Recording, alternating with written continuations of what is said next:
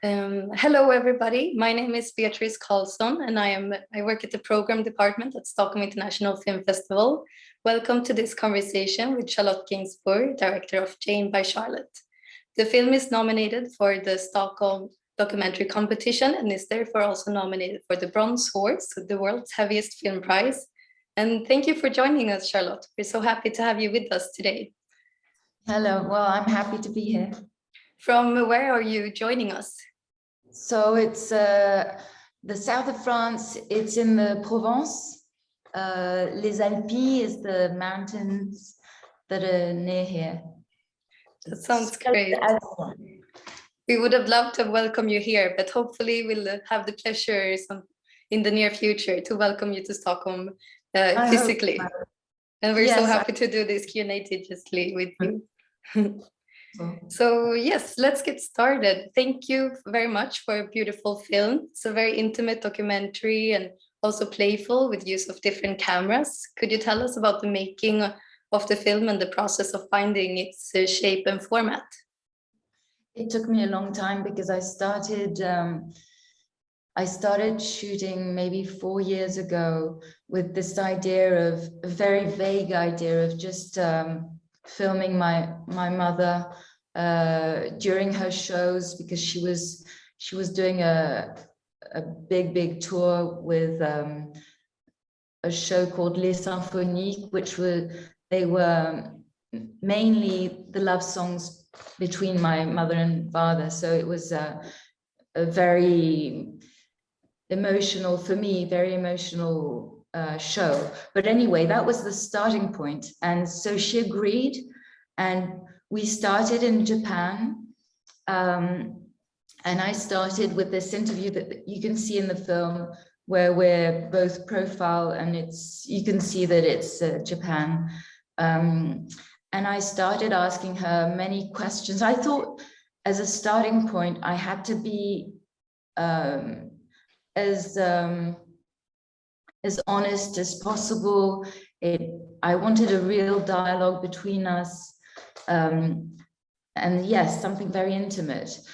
But I think I asked questions too directly. And when we came back to Paris, I said, "Can we continue shooting?" And she said no. She said, "I've had enough. It was a horrible experience." So I felt so bad that she took it in a very, very brutal way. And of course, I didn't want that to happen. So anyway, I stopped everything. And 2 years later, she came to New York, and I showed her the footage of Japan. And she saw that there was nothing bad about it. It wasn't as violent as she had imagined. And so she said, well, in fact, and we saw another documentary about Joan Didion, made by her nephew, Griffin Dunn. Yeah. And it was a beautiful documentary. And so she said, seeing the footage, she said, well, in fact, let's continue. So we picked it up in New York, because she was supposed to, she did a show there, another show at the Beacon. And so it went very well. And I was very cautious this time of not, trying not to offend her, but also it was very gentle. And then the COVID hit, and I wanted to shoot in many different locations. In England, I wanted to be close to our English side and ask my uncle, her brother, and her sister, and filming at Christmas, and doing as much as I could. But with the COVID, of course, we couldn't travel. And when I asked my sister if she would agree to be a part of it, she said no. She said it's more about, it's your project and it's your intimacy. And so it became something just about my mother and me, and that face-to-face, and so that's when I found the film, because it became something very much of a dialogue. And I brought in my my third child, Joe, because she helped me also narrate in a different way. And my mother was not only my mother, but she was also her grandmother. And so there was a thing about the three generations that I found meaningful. And really the film took a shape when my editor said that she didn't have enough footage. I had to shoot much more. And she said, don't wait for the whole crew to be together, just go film her on your own. And so I bought a camera and I did film her in a very bad way, but it adds to the film because there's something a little sort of very real. And I think it's the mix of everything that made it, you know, it has its own personality. Yeah, I really think it's the innovativeness that's created by you sometimes having the 16mm camera, and sometimes you're in the frame and sometimes you're not. And for example, the scene on the beach with your mother, we see you filming your mother and then the camera team filming you. I think it's a very nice and innovative format, which brings a lot of. But I have to admit that nothing was calculated. You know, we found the film in the editing room. There was, of course, I wanted to do, you know, like both of us in a bed, but it's not a bed in a house. Of course, it's a bed in a studio. And I wanted to also that there were many accidents during the shoots, good accidents and bad accidents. For instance, when she became very emotional towards the end, and there's all these things that I wanted to write on her face and on the background, then it was so moving what she said during that little bit. Of course, it's a documentary, so you can't have a take two. So now the film is what it is with the writing on her face, and I wish I hadn't done this. But at the same time, she said, no, it's great because I'm a little bit hidden, and it's, you know, for her, it was good that way. Yeah. And I don't know if you know, but this year the festival has motherhood as our spotlight theme. And your film is a perfect example, exploring both the role of being a mother and being a daughter. Did you get any new insights on the subject of motherhood while making the film? Of course, I was questioning her as a mother and seeing myself as a mother. So, and I really saw also this thing about the second child, which was important for me. So she's the second child, I'm the second child. Alice, my daughter, is the second child. There's something that I found very nearly poetic about that. But what is very touching for me today is that it started out being a very selfish film that I did, you know, just to capture things for me, to look at her as close as possible for me. And now that people are saying, but it reminds me of my mother, of course, and it, you know, and I want to share this with my mother, or it's very moving that something as selfish as that does speak to people.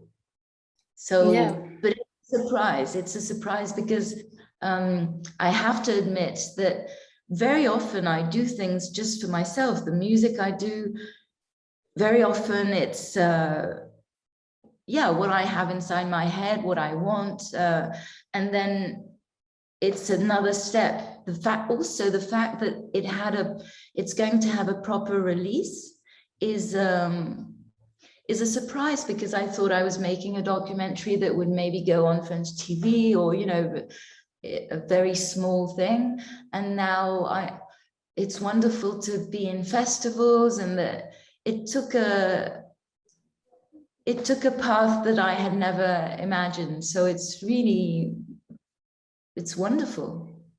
Yeah, you made a universal film with your, even though it's about you and your mother. No, but And I was wondering also if for an audience that don't know my family, if they don't know my mother or my father, would they still be able to understand and to, you know, to feel close to the film? And I'm not sure what people get if they really don't know anything. I don't know.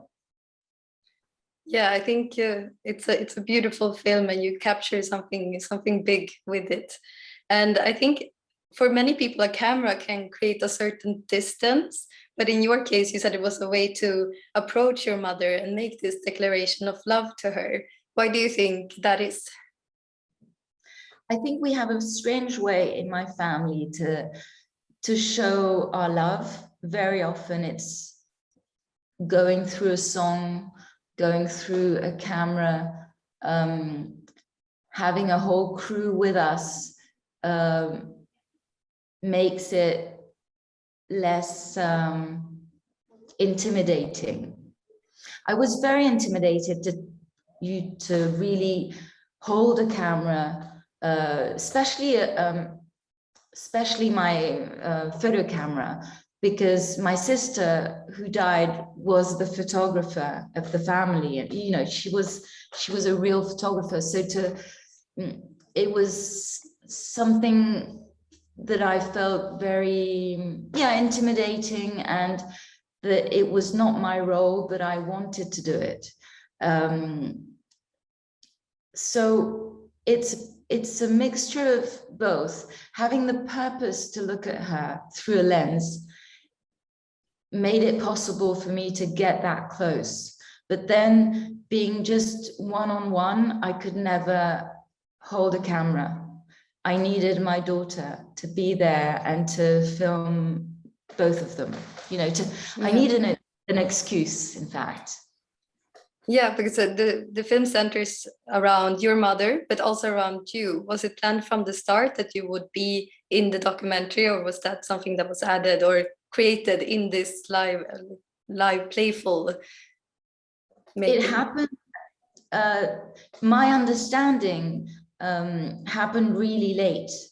But it's my mother who said, you know, I asked her if she liked the film, and I was, you know, each time I say, people have said really lovely things about the film, and she's always saying, well, I'm happy for you because it's a film, it's not about me, it's a film about you and me. And yes, she's right. I wanted to do a portrait of her, but it's her through my eyes, and I do film myself, and I wanted also to show, I think it takes us a long time during the film to get to something really close, to get to the core of things. The beginning is in Japan, and it's, you know, there's a distance and we're really shy with each other, and that's the way we are. During the shoot, when we were close to the end, we were extremely close, extremely we had something very special during the shoot. When it ended, we sort of took our roles back again. You know, we went back to our family mechanism, I guess, which is not a bad thing. But it's just that I realized that the time I got during the shoot, and it was extended because it was such a long shoot, was really precious for me today. Yeah, that was actually one of my questions, because in the documentary you talk about this shyness between you, and I was wondering if the film actually made the shyness go away. But so then you say that during the film process, yes, but then afterwards, yeah. Okay, that's very interesting that the camera then helped evolve this closeness, and yeah, that's very interesting. It was during COVID, so, you know, everything was sort of frozen everywhere, and we were having this time, this really precious time together, and she was being so generous with her time, because I kept saying, oh, but now I want to shoot in Brittany again. And would you agree to go to the Rue Verneuil, my father's house? And each time I was asking for more. And by the end, we didn't want it to end. It was very hard to say that I had everything that I needed, because it meant saying that it was the end of that experience. And I remember her saying, I wish we had more to do. Yeah, so she was also involved in the process of, oh, we should film at this location. No, she was very much, no, but she had a very different attitude at the beginning, and by the end, everything switched. It was strange. I was very much in demand, and she was sort of passive at the beginning, you know, maybe not knowing where I was going, and just being a bit cautious. And when I got back to Paris, because I was living in New York, when the COVID hit, I spent quite a lot of time in New York, stuck in New York, and then I came to France. And I went into heavy depression. But still, I was doing this project. And she saw me, of course, really in it was such a hard time for me. And she helped me. And suddenly she was so generous with everything she was giving, not only her time, but in her, you know, what she wanted to say about, of course, death and grief. And she suddenly opened up so much that I realized that she was trying to help. She was trying to be as generous as I needed her to be. And I was so weak at that time. I can just feel that she was being very much the engine. Yeah, carrying and try. Yeah. And is there anything that you think our audience should ask or talk about with their mothers that you felt that you enjoyed while making your film? I think it's everything we don't say that's I mean, the letter that I wrote to her and that she listens to when she's on the beach is something that I would never have said to her face, because I'm too shy, and because some of it is also saying, I don't want you to die, but I see that it's coming. And it's so horrific to mention that, but I needed to say it. So it was a way of dealing with it. And I feel that it's not something that everyone should do, of course not, but it's wonderful to be able to be, you know, to know that she knows. Yeah. Yeah, especially that letter is very much such a beautiful declaration of love. So yeah, I think if a camera can help that open up that door to say that, it's so beautiful. And there's also the scene when you and your mother visit Serge Gainsbourg's old apartment, which is very gripping and touches upon conserving memories for the future. Do you feel that this was a way for you to explore memories together with your mom at present? My father's house is a very, I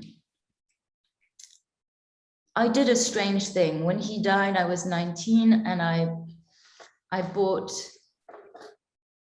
his house with 4 brothers and sisters, and I sort of, I bought their share, so that, because I wanted this house to stay the way it was. Of course, to make it into a museum, but for 30 years, I wasn't able to. And I really tried. But it was, I couldn't, it was a project that was a bit too big for the size of the house, because it's so tiny and you can't really put a lot of people inside it. So anyway, for a long time, I kept his house the way it was, with the same things in the fridge and things rotting, and his own cigarette ends. And I know that it was a way for me to keep him alive in a weird way. And instead of going to the cemetery, I would go to his house and, you know, close the door, and I had this whole place to myself.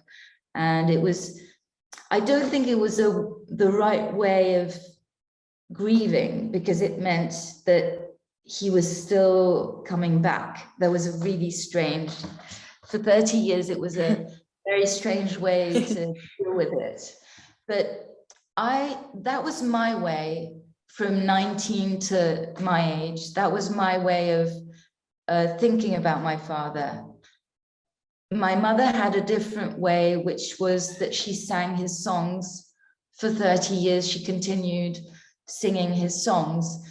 And I think we both lived with that, the missing and the, you know, the longing for him in such separate ways that we never communicated about it.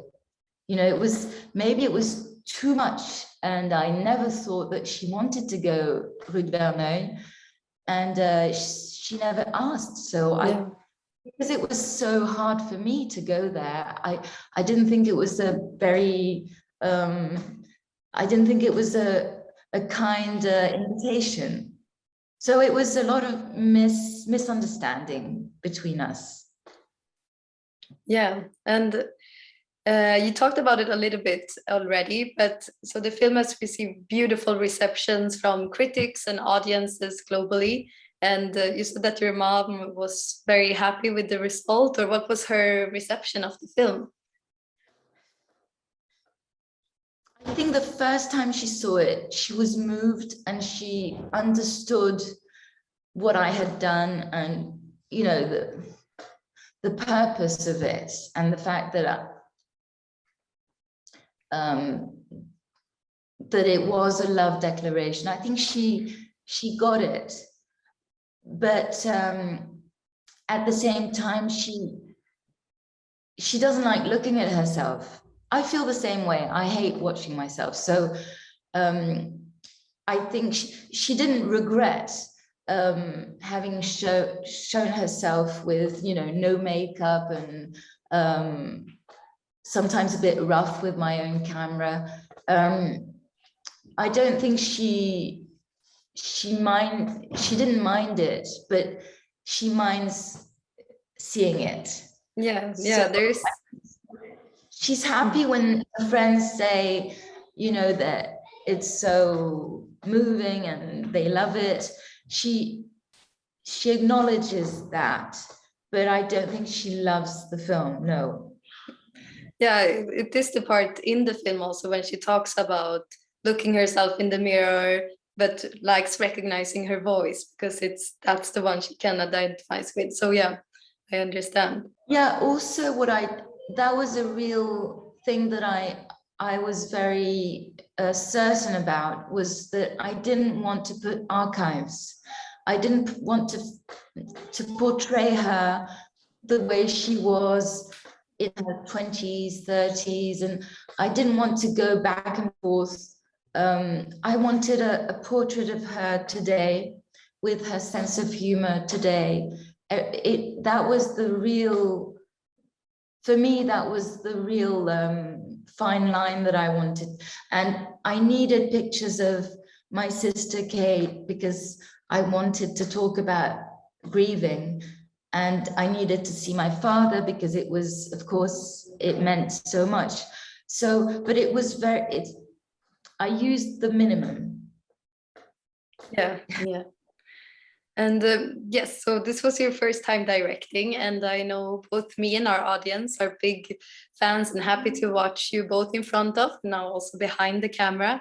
And do you have any projects that you're working on new that you would like to tell us about? I would love to say, okay, now I'm a director, but I'm not. I'm not. This film was not made by accident, but made of accidents. And I guess that's the way I work also as an actress. I don't feel empowered by the films I've done, or, you know, the comment on dit, the career, or it doesn't give me the assurance that I'll be able to play a part. I'm always doubting. And I hate being in control. So with me as an actress, it's wonderful not to be in control. As a director, I think it's not the right way. So it's fine for a documentary, but I would love to do a fiction, but I admire too many directors to feel that I can step there. Yeah. It's a lot of control taking when you're a director, definitely. Yeah.